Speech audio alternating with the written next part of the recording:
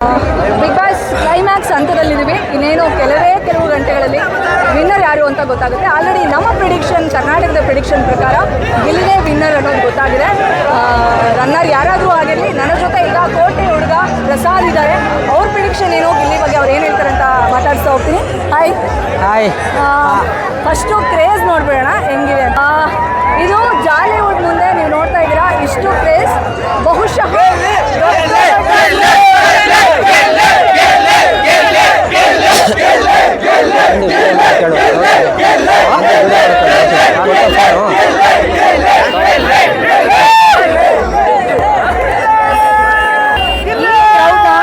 ನೀನು cinema super ಸ್ಟಾರ್ಗಳ cinema release ಆದಾಗ ನೋಡಿದ್ವಿ. ಇವತ್ತು ನಾವು ಮಾತಾಡೋ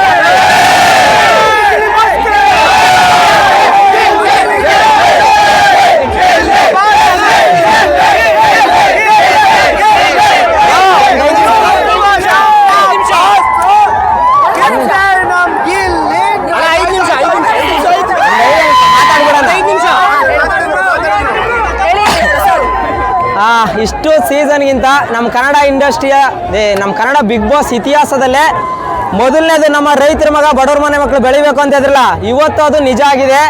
ನಮ್ಮ ರೈತರ ಮಗ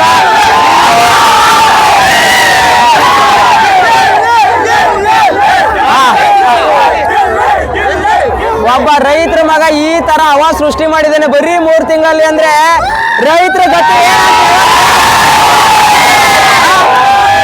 ಗಿಲ್ಲಿ ಅವ ಎಲ್ಲ ಸೀಸನಲ್ಲೂ ಫಿನಾಲೆ ವೀಕಲ್ಲಿ ಗೊತ್ತಾಯ್ತಾಯ್ತು ಯಾರು ವಿನ್ನರ್ ಅಂತ.